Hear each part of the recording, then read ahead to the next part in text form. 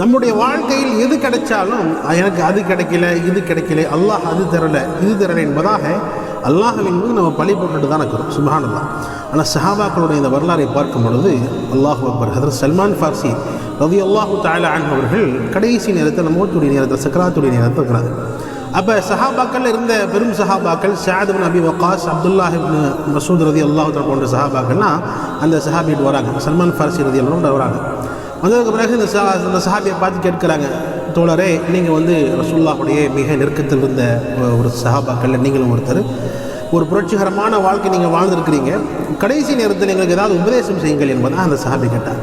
அப்போ அது சல்மான் ஃபார்சி ரலியல்லாஹு தஆலா அன்ஹு சொன்னார்கள், நபிகள் நாயகம் ஸல்லல்லாஹு அலைஹி வஸல்லம் அவர்கள் எங்களை பார்த்து என்ன சொன்னாங்க என்பதாக சொன்னால், நீங்கள் இந்த உலகத்தில் வாழும் பொழுது ஒரு பிராணியை போன்று வாழ்ந்து விட்டு போயிருங்க என்பதாக சொன்னாங்க. எதுவுமே இல்லாமல் பிராணிட்டு ஏதாச்சும் இருக்குமா, முன்பின் ஏதாவது சேமிச்சு வச்சிருக்குமா? இல்லை.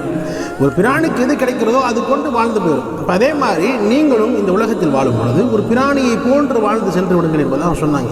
ஆனால் ரசூல் ஸல்லல்லாஹு அலைஹி வஸல்லமுடைய மௌத்திற்கு பிறகு சொகுசான வாழ்க்கை நம்ம அதிகமாக வாழ்ந்துட்டோமே, அல்லாஹ்ட்ட என்ன பதில் சொல்ல போகிறோம் என்பதாக அந்த சஹாபி வருத்தமாக சொன்னாங்க. அல்லாஹ் அக்பர்.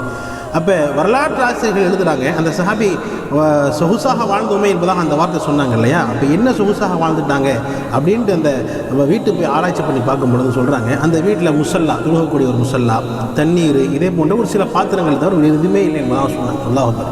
எதுவுமே இல்லாத பட்சத்திலும் அதுவே அதிகம் என்பதாக அந்த சஹாபாக்கள் நினைச்சாங்க.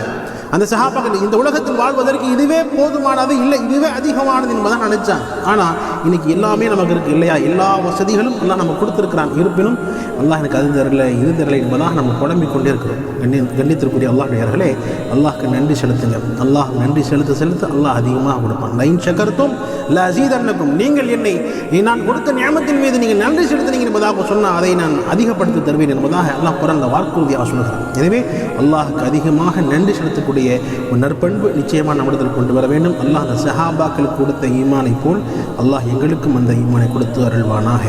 ஆமீன்.